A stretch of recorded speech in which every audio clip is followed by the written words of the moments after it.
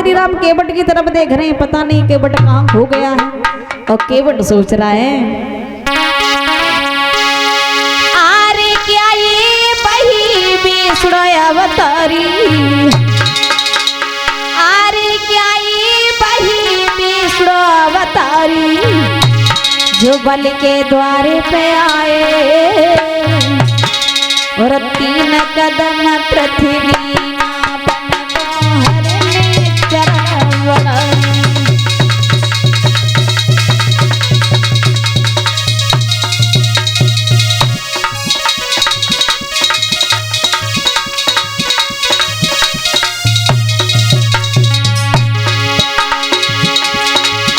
अरे 3 कदम इन हरने नाती,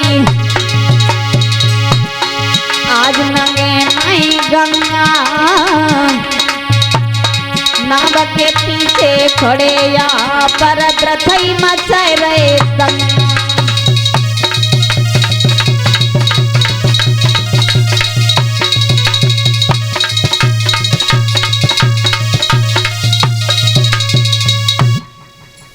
कहने लगे ये वही तो है जो भगवान विष्णु जो बलि के दरवाजे पर आए थे, उन्होंने 3 कदम में 3 लोगों को नाप लिया था।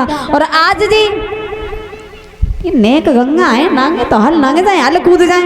लेकिन केवट मन में सोचने लगा तब अकेले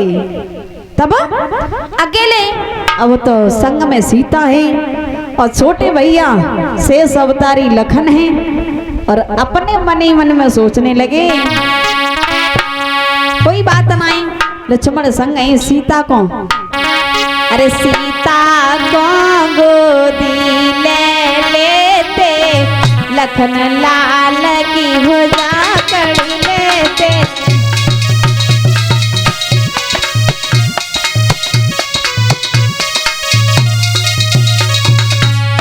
कहने लगे सीता को गोदी ले लेते, लक्ष्मण की पकड़ के भुजा हाल लग जाते। सीता को गोदी ले लेते और लखन लाल की भुजा कर लेते, लखन लाल की।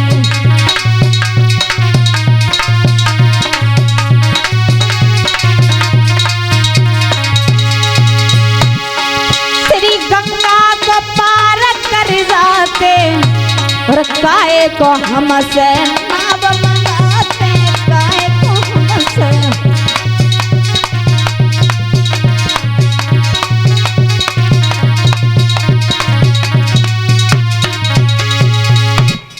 अरे सीता को गोद में उठा लेते, लक्ष्मण की भुजा पकड़ के आराम से कूद जाते। और हाल हाँ, लेकिन केवट ने विचार किया अगर जो सीता को गोदी लेते हैं तो सूर्य माँ देख रहे हैं, इनके बाबा सूर्य देख रहे हैं तो इनका अपमान होगा। जलवायु देख रहे हैं, सीता को गोदी लेते तो गलत है, क्योंकि स्त्री जाति को जल में जाना अपमान होता है जल का। तो विचार किया चलो कोई बात नहीं, फिर सोचने लगे कि इस नाव का भी उद्धार होना है। अगर नंग जाए गंगा को तो फिर जा नाव को कैसे उद्धार हुए। अब आइए ये नाव कौन थी पूर्व जन्म। नाव जो है एक चित्रकेत गंधर्व था, बताया है कि था चित्रकेत गंधर्व एक जो सबकी प्रशंसा गाता।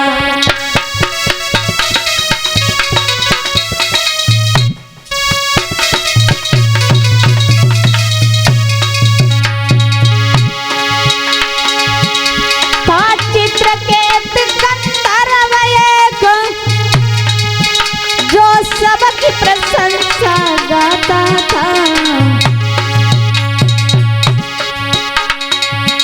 ये कहानी है त्रेता युग की जो सबकी प्रशंसा गाता था।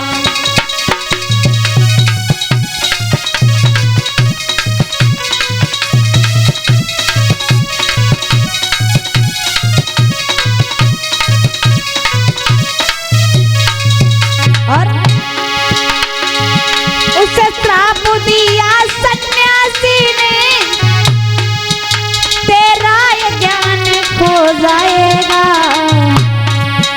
गंधर्व दे के अभिमानी तू एक वृक्ष हो जाए।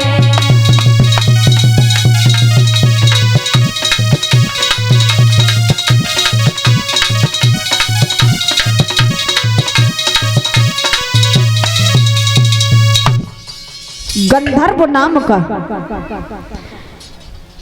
एक ऐसा इंसान था जो चलते चलते लोगों की प्रशंसा किया करता, देख करके तुरंत चौपाई बना करके गाता था। लेकिन एक बार गाता हुआ जा रहा था, बहुत बड़ा गाने बजाने वाला था, बहुत अच्छी तरीके से गाता था। एक बार जा रहा था गाते हुए, एक ऋषि जा रहे थे। ओ भैया, पहले के संत बड़े अच्छे थे, अच्छे भी थे और बहुत क्रोधी थे। अगर किसी ने प्रणाम नहीं किया तो तुरंत श्राप देते थे, तू राक्षस हो जा, ये हो जा, वो हो जा। लेकिन आज के जमाने के संत कैसे हैं मालूम है? भी संत ना है कौन मानता है। हाँ, देखो फेसबुक खोल करके देखो, यूट्यूब देखो खोल करके कि संतों की कितनी बड़ी परीक्षा ली जा रही है। संत तो बन गए हैं, लेकिन आज दिन तक पूछा जाए गायत्री मंत्र तक याद नहीं है।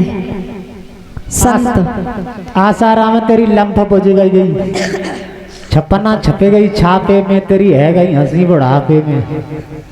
ऐसे संत होते हैं क्या?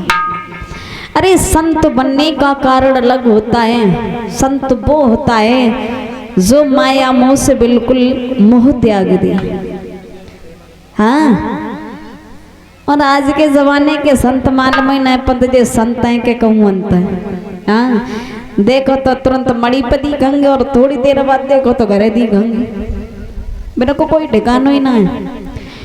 तो पहले के ऋषि, उन्हें किसी चीज से मतलब नहीं था, मैंने केवल भगवान के भजन से मतलब था। और आज के ऋषि भगवान के भजन से कोई मतलब ना है। हाँ, भगवान कहाँ रहता है? बिना तो बस जा रहे हैं आराम से। तुमने जैसे आराम कर ली तो कर ली, नहीं तो बिना कोई फर्क नहीं, कर ली तो नहीं कर ली तो। शराब पीवे में घंटा उतरवा देते हैं, अगर पैसा मंदिर पे न चढ़े। एक जगह हम भागवत कह के आए, जो घंटा चढ़ो बहुत तंगड़ो। सो महाराज जी को जब के फोन संग्रह है और बिन्ने घंटा उतरवा दो, अब घंटा उतरवा दो तो गांव के लोगों ने मालूम करी कि बाबा से पूछी घंटा कैसे उतरेगा? क्या बिन्ने जगह ही गोली मार देंगे अगर नहीं कोई आवाज निकाली तो जब तक वे घंटा उतार ले गए तो बाबा से कही कि तुम फोन नहीं कर सकते गाँव में। बिन्ने बाबा की सलाही तो बाबा क्यों फोन करें? बाबा के परो गाँव बांधने को लट सोई बाबा का भूल गए कि वहाँ के गांव की ले गए। ऐसे ऐसे संत होते हैं। हाँ, मांस मदरा पान करते हैं और भगवान को बदनाम करते हैं कि हम राम भक्त हैं। अरे वस्त्र रंगने से कभी संत नहीं हो जाते हो।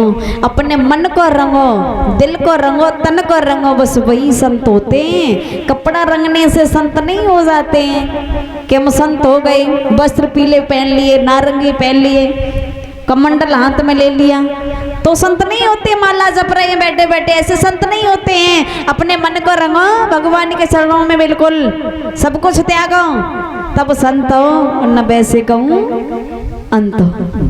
ऐसे संत है आंखें बंद कर लें और बिल्ली की तरह बैठे और आओ चूहा से बिन्ने गद कर लो गप। अब बिल्ली अपने चूहा को जबड़ा में बंद कर ले। अगर बिलैया अपने जबड़े में चूहा को बंद कर ले तो क्या छोड़ सकती है? कितना भी लेकिन बाय ना छोड़े ही फिर। तो इधर सन्यासी जब जा रहे थे तो गंधर्व ने उन्हें प्रणाम नहीं किया। उन्हें इतनी बात में क्रोध आया, ये गाता हुआ जा रहा है, इसे सब कुछ भूल गया है और इसने मेरा इतना बड़ा अपमान किया, इसने मुझसे झुक कर के प्रणाम भी नहीं किया। उन्होंने श्राप दिया, ये गंधर्व देख के अभिमानी, तुझे अपने आप पर गर्व है, घमंड है, मेरा श्राप है कि तू एक वृक्ष हो जा। गिड़गिड़ाने लगे, शरणों में गिर गए, प्रभु क्षमा करो हमसे भूल हो गई। तो संत ने कहा कि हमने तुम्हें श्राप तो दे दिया, लेकिन मोक्ष मुक्ति के लिए सुनो, त्रेता युग में केवट तुम्हें कटाएगा, केवट तुम्हें कटाएगा, उस वृक्ष की नाव बनवाएगा और नाव में भगवान श्री राम बैठेंगे, उनके चरणों से तुम्हारा उद्धार हो जाएगा। ये वही थी नाव। लेकिन परीक्षित ने कहा, प्रभु ये बता दीजिए कि केवट कह रहा था कि हम आपको बहुत पहले से जानते, लेकिन केवट पूर्व जन्म में कौन था? तो आइए श्री सुखदेव जी कहने लगे, सुनो आपने प्रश्न बहुत अच्छा किया है।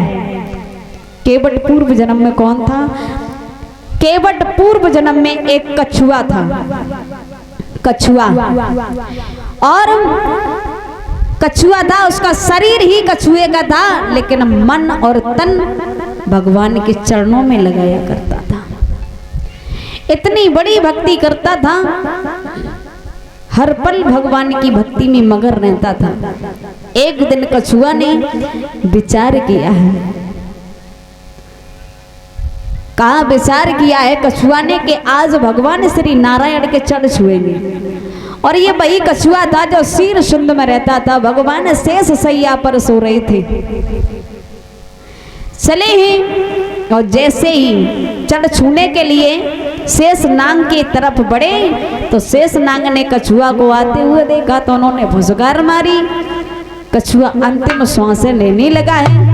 भगवान ने देखा है तो भगवान ने कहा, ए भैया कछुआ, तू इतना बड़ा भक्त था जो हमारे चरणों को छूने के लिए आ रहा था, तो भगवान आज उस कछुए को आशीर्वाद देने लगे हैं। और क्या कह रहे हैं?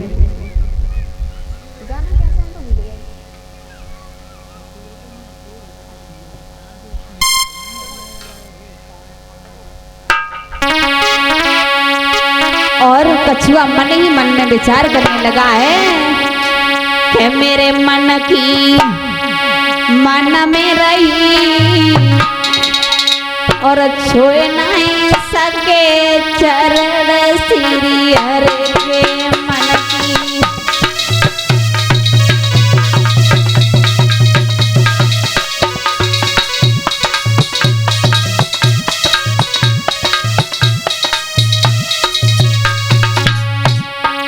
कछुआ अंतिम श्वासें ले रहा है, विचार कर रहा है, परमात्मा इतनी भक्ति की, आज मन हुआ कि आपके चरण छूने, लेकिन चरण नहीं छू पाए। प्रभु आज हमारे प्राण जा रहे हैं, मेरी इच्छा अधूरी हो रही है।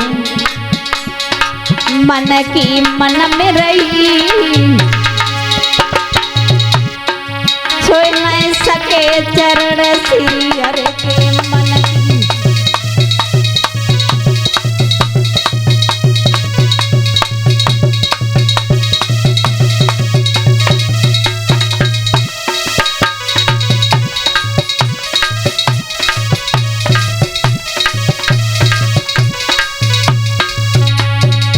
भगवान ने देखा है, कहने लगे, ए भैया कछुआ, कछुआ।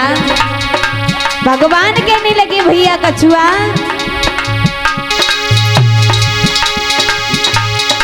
केवट बने त्रेता युग माई। भैया कछुआ, अरे त्रेता, अरे केवट बने त्रेता युग माई। बन के रामाय तेरे आई,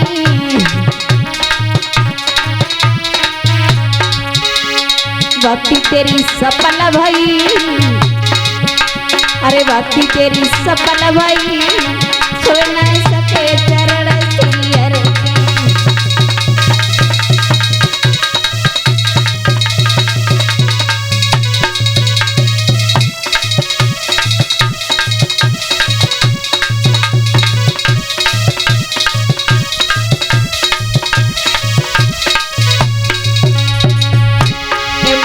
मन में रही सो न सके चरण श्री हरे के मन की।